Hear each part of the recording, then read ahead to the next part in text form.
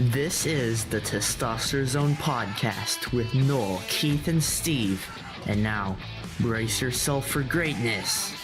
This edition of the Testosterone Podcast now begins with Noel, Keith, and Steve, and special guest Adaryll. Yes, welcome, Adaryll. Howdy, boys. We are glad you're here, man. We're so glad. Awesome. It's good to be here. Yes, sir. I tell you what, we usually have structure to our episodes, but since Adaryll came on and we've been so excited that we went to have you on, we said let's just go for it, whatever. So we're just going to see where this goes. This is going to be a totally random, fun podcast. And I'm excited about that. Very unstructured. So Adaryll, tell our world a little bit about you. Where are you right now? Tell me about your passions. What you're excited about. Go for it. Awesome. Well, I live in Lexington, Kentucky, the horse capital of the world. Oh, yes. And a listening state, I might add. Yeah, there you go. It's an absolutely beautiful place. I am a native Texan, born and bred, Texas forever. Love that place. And if there's one place in a world that could get me to not move back to Texas, then Lexington would be one of those places. It sounds like you've really taken to it. Yeah, it's jaw-dropping, and it reminds you a lot of home. It reminds me a lot of Lubbock, Texas, in the sense that it's a college town. We have the University of Kentucky here. Yes. It's population-wise probably about 50,000, 75,000. I don't know, not too much more than Lubbock. Okay. Of course, Lubbock is, we used to be a football school. I don't know about now.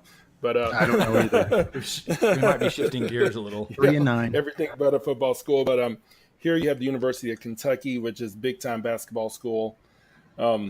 It's just a lot of parallels and a lot of things. I really had no intention on moving here, but then once it all worked out, we just decided to stay. So it's a great place. It's easy to get in and out of. We're about 90 minutes away from Cincinnati, from Louisville, Kentucky, easy access to Indianapolis, to Nashville. So it's kind of one of those places you can get to anywhere, and a great place to raise your family, really well educated, which I know some people will laugh at because they hear Kentucky, but a very high level of master's degrees or higher here in Lexington, and just a nice little college town. Yeah.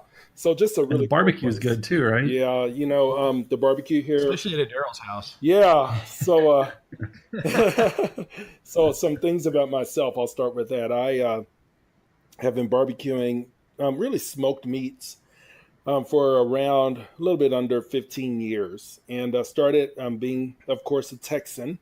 I was doing ministry at a church, and I was the only salary. And so we liked a couple of barbecue places, but it was all super expensive. So I was able to obtain a nice little smoker, and just started researching and listening to people. And before you knew it, my wife said, we never have to go back to whatever restaurant. We can just eat your brisket. And so we started there and got into turkeys and pork and all that other stuff. And since then, I have become a KCBS, that's Kansas City Barbecue Society, certified judge, KCBS That's awesome. life member. Dang. I've attended Myron Mixon, who is the winningest man in barbecue. I've attended his cooking school, Jack's Old South. So I just figured if I was going to do this, I wanted to do it well. Nice. And so, so I went to his cooking school, and Myron said, when you guys get home, you'll be the best barbecue in your neighborhood. And I said, I want to be the best in Lexington. So, so we had about 15, more than that, probably about 20 people at my house on Monday from a company that we're working with. And I think the guy didn't want to believe. And so I gave him a sample, and his eyes got big. And that's always the reaction you want. Mm-hmm. So, so I do that. And let's see. Hey, Daryl. I'm thinking about Kansas City barbecue. Is it more of like a barbecue sauce type thing? What's the difference between that and Texas barbecue? Yeah, absolutely. You hit it on the head. And that's the thing. Before I answer that, really doing barbecue well, you need to learn all the styles and learn how to cook them all well.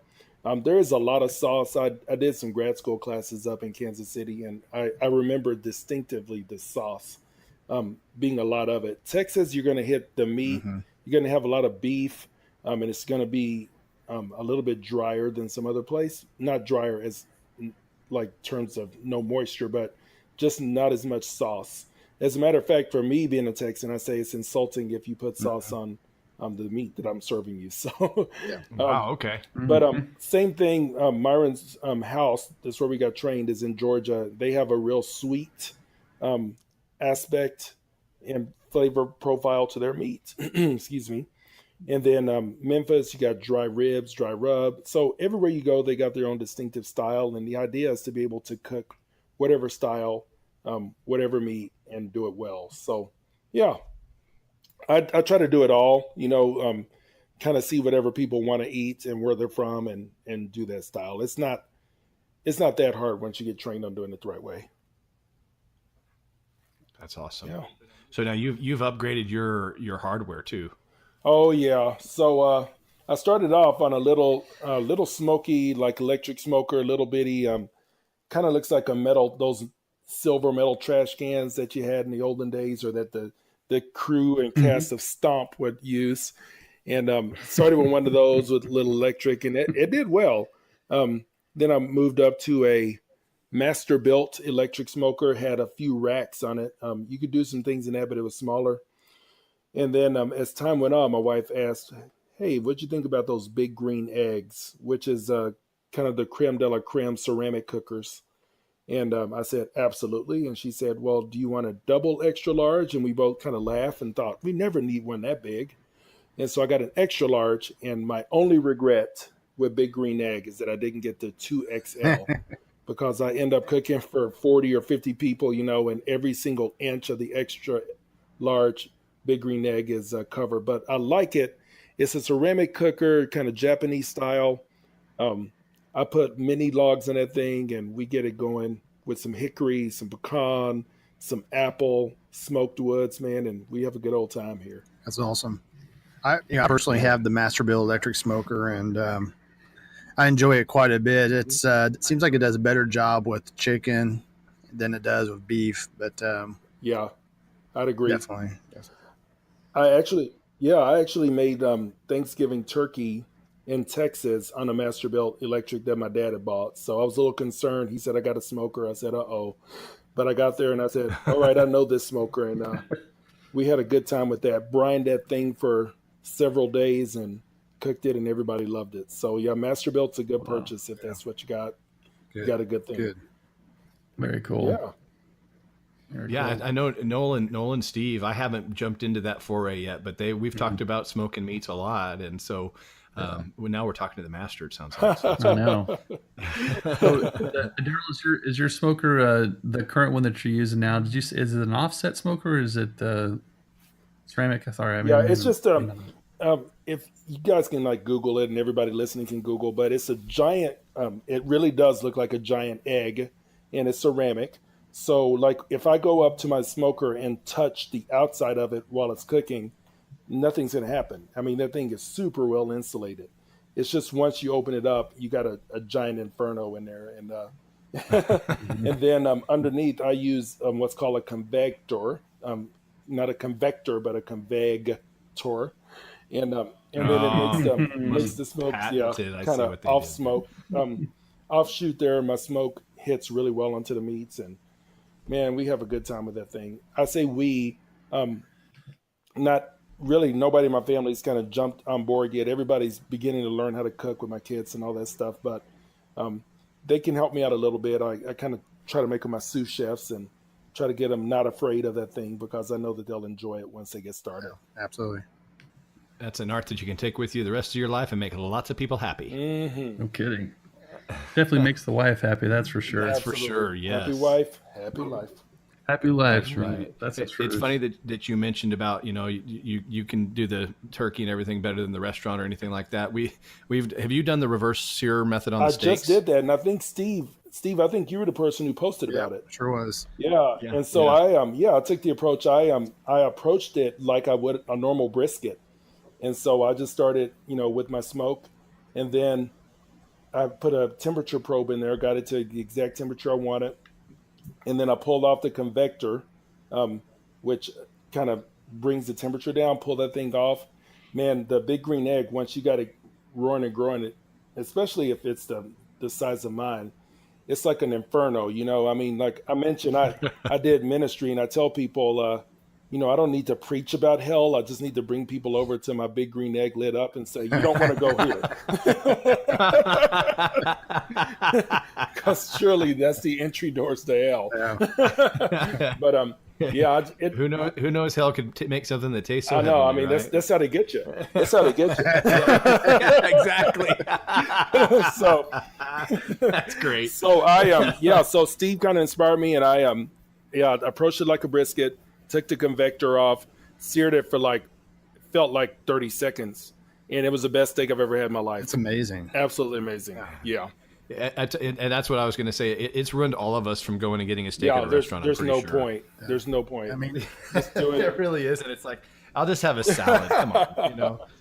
Yeah, I will say, this past week, let's see, Saturday and Monday, I cooked for the first time. I did a grass-fed brisket. wow. When you get into the grass-fed meats, they're going to be more expensive. But I found I had never done that before, but I had a grass-fed burger that I made before, and it was the best burger I'd ever made in my life. So I was actually cooking at one of the stores here that sells a lot of accessories, and I'm in there all the time spending money. So they said, hey, why don't you come? We're having this thing called Egg Fest, and come cook for it. And I cooked, and you know, I'm around all these other folks that use the big green eggs. We affectionately are known as eggheads. and so I was in a booth next to a friend, and you know, we're just talking, and I had not tasted my brisket, which is kind of normally a chef no-no, but I kind of felt really confident because it cooked so well.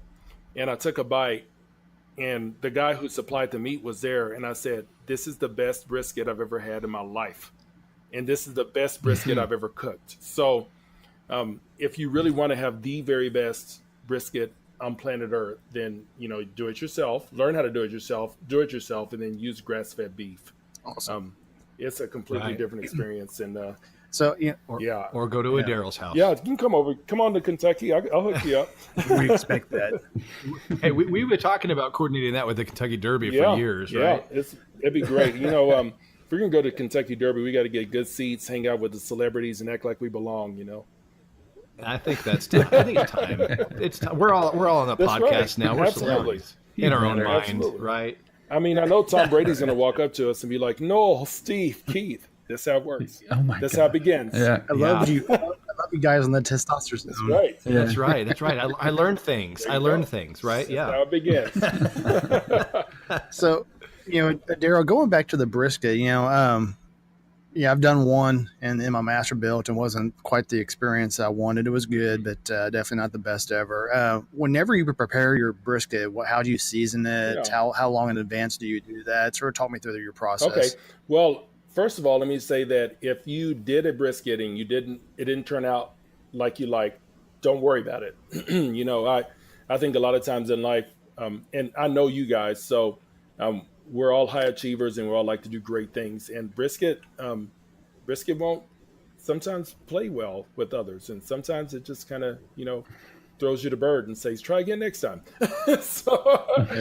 But yeah, I've cooked a bad brisket on a master built before, and I've cooked an excellent brisket on a master built before. So I will try to walk through a few things that I think people don't think through. Number one is a brisket begins at least 24 hours before you plan on cooking it. So you're going to be preparing a brisket.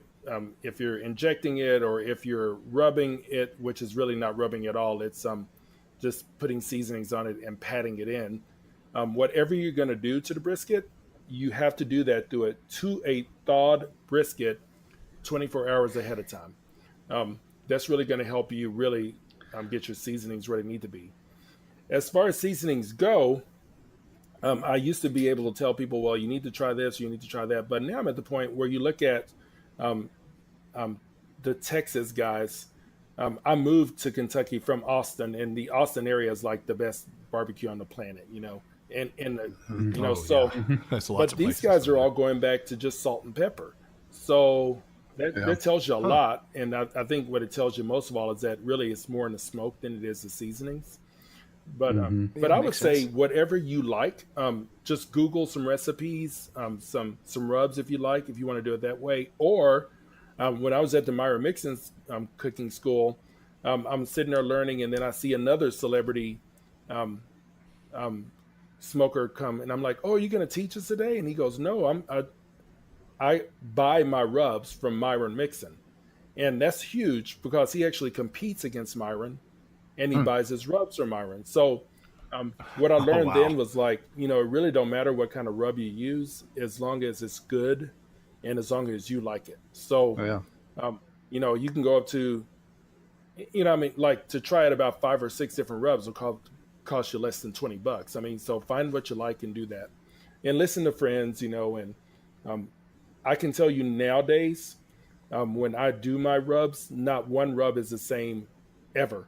Because I'll wake up one day and I'm like, today I want to add garlic powder or onion powder or garlic salt or, whatever. Sometimes when I learned how to do it, I used to do brown sugar. I've stopped eating sugar, so I've taken sugar out of my recipe. So there's all kinds of things. I'd say that it's more in the woods than anything else.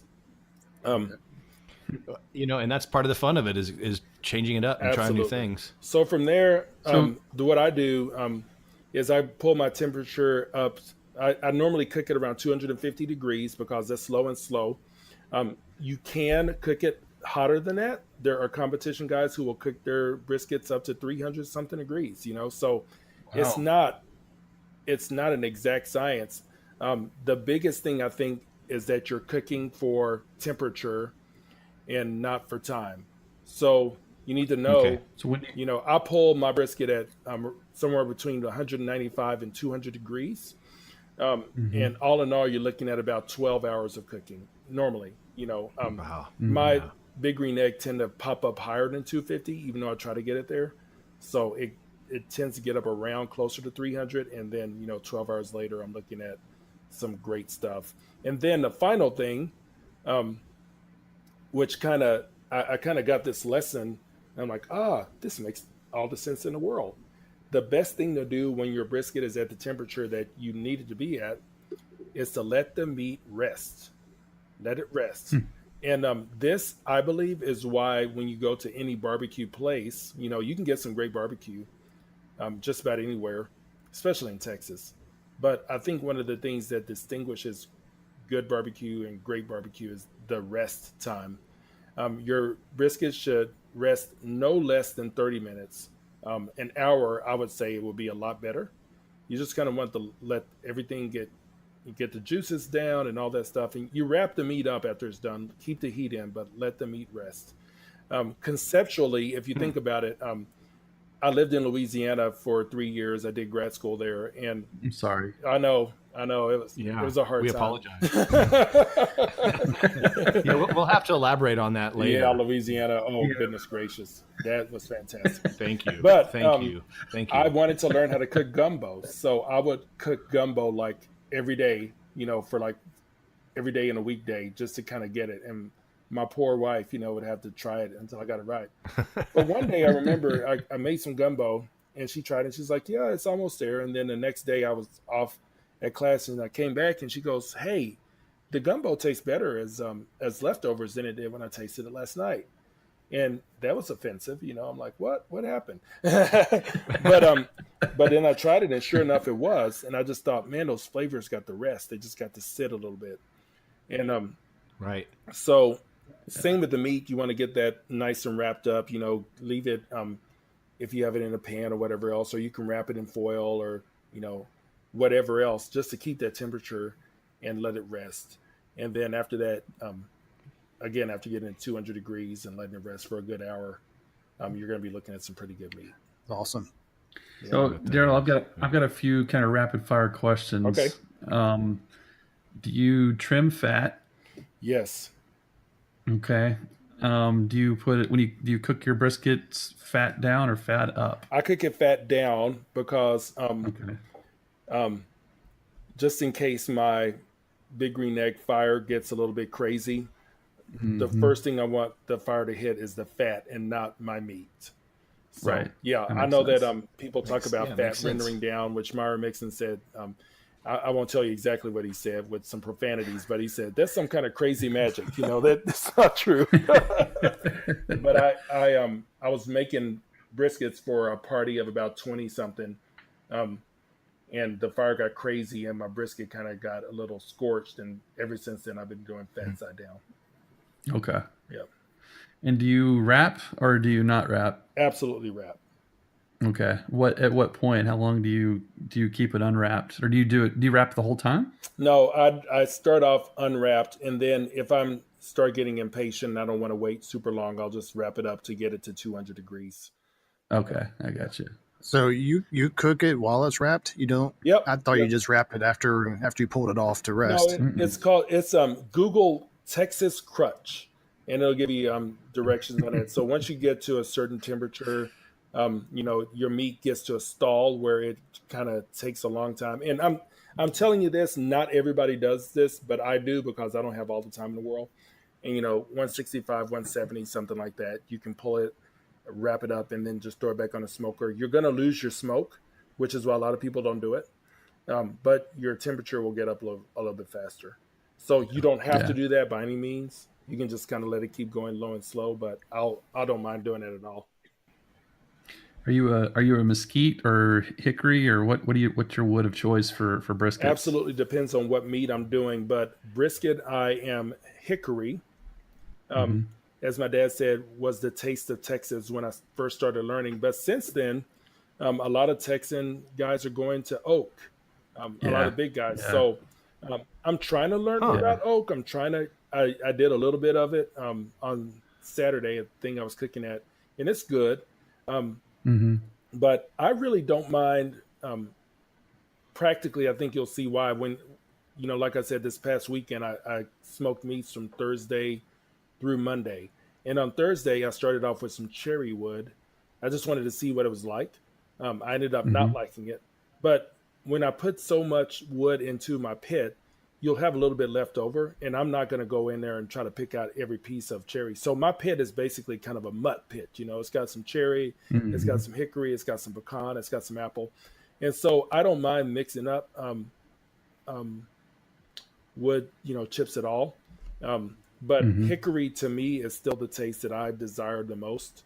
And then if I am doing any kind of pork, especially like a big pork butt, pork loin, something like that, anything that's going to have a sweet profile to it, I'm going to pull out the apple chips.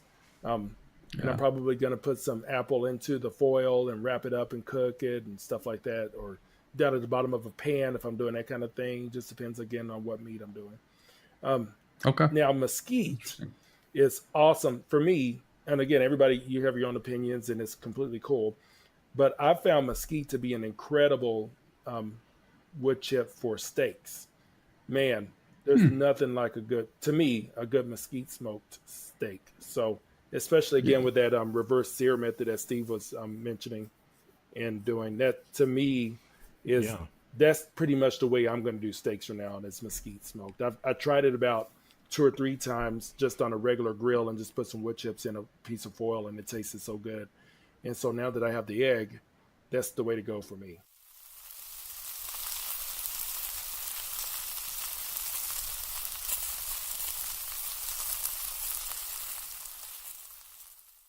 Hey listeners, in episode 21, we told you about the great gift service available through BespokePost.com.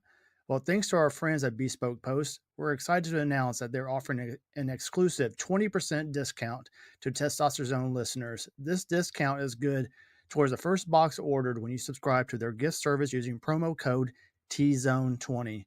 So visit BespokePost.com today to take advantage of this great offer. Thank you. I tell you, Keith, you need to get yourself a smoker, man. You're missing out on just. Yeah, I don't even know what you're. I don't even know what you're doing, man. You got to stop all this nonsense. Yeah.